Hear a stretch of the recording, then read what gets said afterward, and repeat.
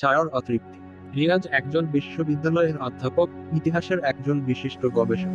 তার বিশেষ আগ্রহ ছিল পুরনো প্রাসাদ এবং সেগুলোর সঙ্গে জড়িত রহস্যময় কাহিনীগুলো নিয়ে।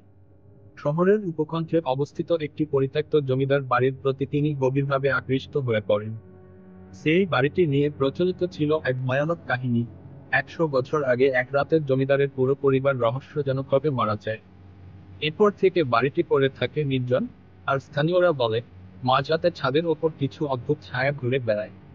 কৌতূহলবশত রিয়াজ সেই রহস্য উদ্ঘাটনের জন্য নিজের জীবনকে ঝুঁকিতে ফেলার সিদ্ধান্ত নেন। তিনি গবেষণা চালিয়ে জানতে পারেন সেই জমিদার ছিলেন এক নিষ্ঠুর শাসক। বহু মানুষের ওপর নির্যাতন চালিয়েছিলেন, আর তার পরিবারও ছিল সেই জঘন্য কর্মকাণ্ডের অংশীদার। মৃত্যুর পর তাদের আত্মা কি এখনো সেই পুরনো প্রাসাদে বন্দী হয়ে আছে? রিয়াজ এই প্রশ্নের উত্তর খুঁজতে চাইছেন।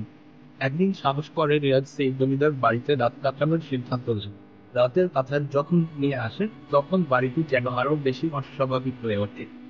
চারপাশে নিস্তব্ধতা, শুধু মাঝে মাঝে হাওয়ার শব্দ। রিয়াজ ছাদে উঠে যান, কারণ সেখানেই নাকি ছায়াগুলো দেখা যায়।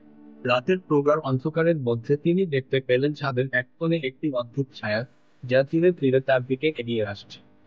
ছায়াটি কোনো মানুষের আকৃতির মতো হলেও তাতে কোনো শরীর ছিল না, শুধু ঘন অন্ধকারের মতো আকারহীন কিছু। রিয়াজের গা শিউরে ওঠে, কিন্তু তিনি সরে আসেন না।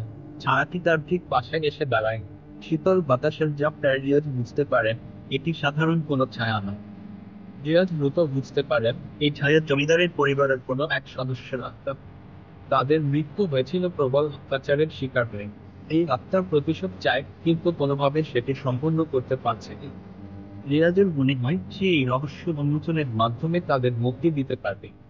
প্রতিদিন রাতে রিয়াজ সেই ছায়ার সঙ্গে অদ্ভুত এক যোগাযোগ স্থাপন করতে থাকে। ছায়াটি কথা বলে না, কিন্তু তার উপস্থিতি দিয়ে কিছু জানাতে চায়। ধীরে ধীরে ছায়াটি রিয়াজকে বাড়ির আরো গভীরে টেনে নেয়। একদিন রিয়াজ খুঁজে পান বাড়ির মাটির নিচে লুকানো একটি প্রাচীন কক্ষ। সেই কক্ষটি জীর্ণ এবং নোংরা, কিন্তু এর ভেতরে জমিদারের গোপন ইতিহাসের প্রমাণ রয়েছে। তিনি দেখতে পান সেখানে অসংখ্য নিরীহ মানুষের আত্মা আটকে আছে।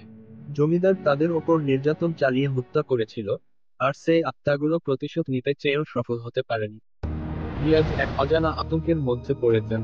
এই আত্মারা শুধু প্রতিশোধ চায় না, তারা তাকে সেই ভয়ানক অতীতে টেনে নিয়ে যেতে চায়। রাতের পর রাত রিয়াজের মনোজগতের উপর ছায়ার প্রভাব বাড়তে থাকে। ধীরে ধীরে রিয়াজের বাস্তবতা আর অলৌকিকের মধ্যে বিভাজন মুছে যেতে থাকে। এক রাতে রিয়াজ দেখতে পান ছায়াটি পুরোপুরি তার সামনে এসে দাঁড়িয়েছে। সে যেন তাকে কোথাও নিয়ে যেতে চায়। রিয়াজ অচেতনভাবে তার দিকে হাত বাড়িয়ে দেন। ছায়ার শীতল স্পর্শ তাকে আরো গভীর অন্ধকারের দিকে টেনে নেয়। রিয়াজ বুঝতে পারেন এই ছায়াটি তাকে তার দুনিয়া থেকে ছিন্ন করে অন্য এক বাস্তবতায় নিয়ে যাচ্ছে। অবশেষে রিয়াজের ব্যক্তিত্ব ছায়ার সঙ্গে মিশে যায়। সে আর তার নিজের মধ্যে নেই, তার আত্মা ছায়ার সঙ্গে একাত্ম হয়ে গেছে। পরের দিন সকালে শহরের লোকজন দেখতে পায় রিয়াজ আর ফিরে আসেন। জমিদার বাড়ির রহস্য যেন আরো গভীর হলো। এখন লোকমুখে নতুন কথা ছড়াতে থাকে। রাতের বেলা সেই পুরনো জমিদার বাড়ির ছাদে একটি নতুন ছায়া ঘুরে বেড়ায়, আর সেটি কারো অজানা নয়।